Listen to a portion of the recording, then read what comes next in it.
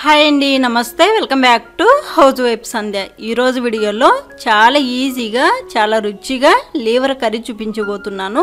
Rice లేకైనా chapati, రోటీ, బిర్యానీ ఎందులోకైనా పర్ఫెక్ట్గా set అయిపోయే Lever curry అన్నమాట. ఎవరైనా చాలా సింపుల్గా చేసుకోవచ్చు. టేస్ట్ అయితే అదిరిపోతుంది. లేట్ చేయకుండా రెసిపీలోకి వెళ్దాము. ఈ రెసిపీ కోసం ఇక్కడ నేను 1/2 kg లీవర్ తీసుకున్నానండి. ఈ లీవరే కాకుండా ఈ లీవర్లోనే రాళ్ళగుండికాయలు కూడా తీసుకున్నాము. ఈ లీవరు రాళ్ళగుండికాయలు వేసుకోవడం వలన ఈ కర్రీ ఇంకా టేస్టీగా ఉంటుంది. ఇలా కాకుండా చాలా మంది ఒట్టి లీవర్తోనే చేస్తూ ఉంటారు. మీకు ఇష్టమైతే అలా కూడా చేసుకోవచ్చు. కానీ ఇలా రాళ్ళగుండికాయలు వేసుకోవడం వలన ఇంకా టేస్టీగా ఉంటుంది. ఈ రాళ్ళగుండికాయలు అంటే కొంతమందికి తెలియకపోవచ్చండి. చాలా మందికి నాకు తెలిసే ఉంటుంది. ఈ రాళ్ళగుండికాయ అనే దాంట్లో రాళ్ళు ఉంటాయండి. అంటే మనం కోడిని కోసినప్పుడు చూస్తే తెలుస్తుంది ఇందులో రాళ్ళు ఉంటాయి. దీనికి కూడా పైన లేయర్ లాగా ఎల్లో కలర్ ఉంటుంది. ఆ ఎల్లో కలర్ కూడా తీసేస్తారనమాట.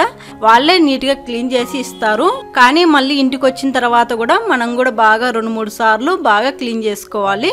ఈ కోడి రాళ్ళు కూడా మనకు బాగా యూజ్ అవుతాయండి. ఊర్లో ఉన్న వాళ్ళైతే కోడిని కోసినప్పుడు ఈ రాళ్ళు కూడా ఎత్తిపెట్టుకుంటారు. చిన్నపిల్లలు ఉన్న వాళ్ళకైతే ఈ రాళ్ళు నూరు పోస్తారు. చిన్నపిల్లలకి అరుగుదల కరెక్ట్గా కావడానికి ఈ రాళ్ళు నూరు పోస్తూ ఉంటారు. అప్పుడైతే ఊర్లో అందరూ కూడా కోడిని కోసారంటే ఈ రాళ్ళగుండికాయలో ఉండే రాళ్ళు అసలు పడేసేవాళ్ళు కాదు. ఆ రాళ్ళు ఎత్తిపెట్టుకునే వాళ్ళు. చిన్నపిల్లలు ఉన్న వాళ్ళకి బాగా యూజ్ అవుతుంది అనేసి. సో ఈ రాళ్ళగుండికాయ స్టోరీ అయితే ఇదనమాట. ఇలా రాళ్ళగుండికాయలతోనే నేను లీవరు రాళ్ళగుండికాయలు కలిపి తీసుకొచ్చాము. ఇలా బాగా క్లీన్ చేసి పెట్టుకున్న 1/2 kg లీవర్ లేకి ఇప్పుడు నేను క్వాంటిటీ అన్నీ కూడా వేసి చూపిస్తున్నానండి. 1/2 teaspoon పసుపు, 1.5 స్పూను కారం వేసుకోండి. మీరు కారం ఇంకా ఎక్కువ తినే వాళ్ళైతే 2 స్పూన్లు కారం వేసుకోవచ్చు. ఇక్కడ నేను తీసుకున్న కారము కొంచెం కారంగా ఉంది కాబట్టి కొంచెం తగ్గించుకున్నాను. తర్వాత 1 స్పూను సాల్ట్ వేసుకోండి. సాల్ట్ కావాలంటే మళ్ళీ కూడా వేసుకోవచ్చు. అలాగే ఇందులోకి 1.5 స్పూను ధనియాల పౌడర్ వేసుకొని ఇవన్నీ కూడా బాగా కలుపుకోవాలి.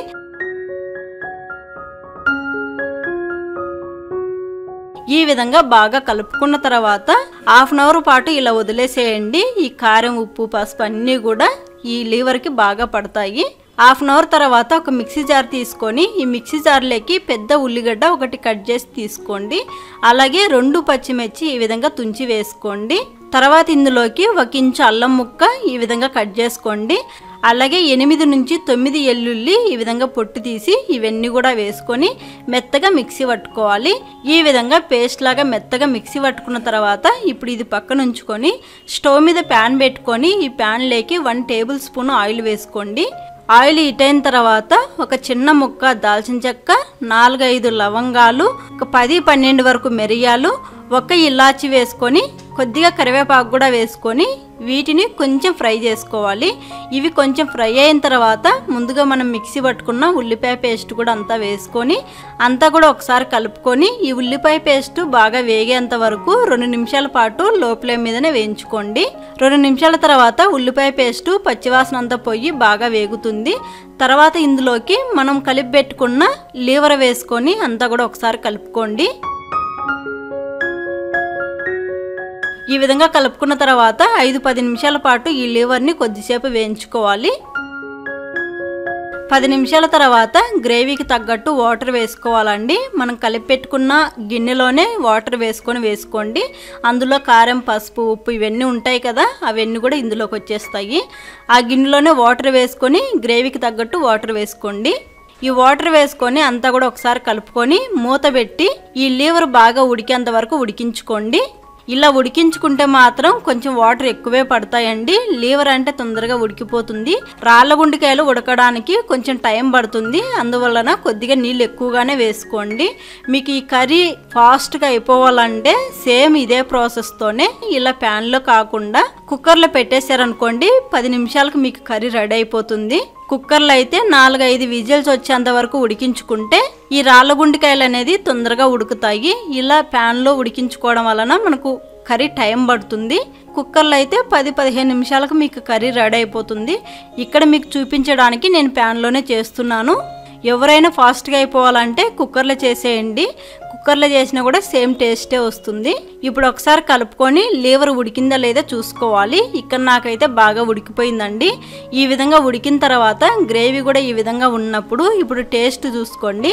సాల్ట్ తక్కువ ఉంటే సాల్ట్ వేసుకోండి. ఇక్కడ నాకైతే మళ్ళీ సాల్ట్ పట్టింది. మీకు కారం తక్కువ ఉన్నా కూడా ఈ స్టేజ్లో కొంచెం కారం వేసుకోవచ్చు.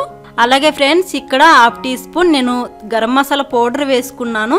క్లిప్ మిస్ అయిపోయింది. ఇప్పుడు మీకు ఇష్టమైతే half teaspoon garam masala powder వేసుకోండి. గరం మసాలా పౌడర్ లేదనుకుంటే వేసుకోకపోయినా పర్వాలేదు. ఇప్పుడు అంతా కూడా ఒకసారి కలుపుకొని ఇప్పుడు ఇందులోకి మీ దగ్గర కొత్తిమీర ఉంటే కొత్తిమీర వేసుకోండి. ఇక్కడ నేనైతే కసూరి మేతి వేస్తున్నానండి. ఈ కసూరి మేతి వేసుకొని అంతా కూడా ఒకసారి కలుపుకోవాలి. ఇందులో కసూరి మేతి కొత్తిమీర ఏమి వేసుకోకపోయినా కూడా టేస్ట్ అయితే చాలా చాలా బాగుంటుంది. ఈ విధంగా కలుపుకున్న తర్వాత స్టవ్ ఆఫ్ చేసుకుంటే టేస్టీ లీవర్ కర్రీ రెడీ అయిపోతుందండి. చాలా చాలా టేస్టీగా ఉంటుంది. ముఖ్యంగా ఈ లీవర్ కర్రీని రాయి సంగట్లేకి అయితే అదిరిపోయే టేస్ట్ ఉంటుందండి. నేనైతే మాత్రం ఇప్పుడు రాయి సంగటే చేస్తున్నాను. రాయి సంగటి తిన్న వాళ్ళకైతే మాత్రం రైస్ లేకి చపాతి బిర్యానీ ఎందులోకైనా పర్ఫెక్ట్గా సెట్ అయిపోతుంది. తప్పకుండా ఈ విధంగా లీవర్ కర్రీని మీరు ట్రై చేయండి. మీకు చాలా చాలా బాగా నచ్చుతుంది. మీరు ట్రై చేసిన తర్వాత మీకు ఎలా వచ్చిందనేది నాకు కామెంట్ చేయండి. అలాగే ఈ వీడియో కనుక మీకు నచ్చినట్టయితే తప్పకుండా లైక్ చేసి షేర్ చేయండి. మరిన్ని సింపుల్ టేస్టీ రెసిపీస్ కోసం హౌస్ వైఫ్ సంధ్య ఛానల్ని సబ్స్క్రైబ్ చేసుకోండి. బాయ్.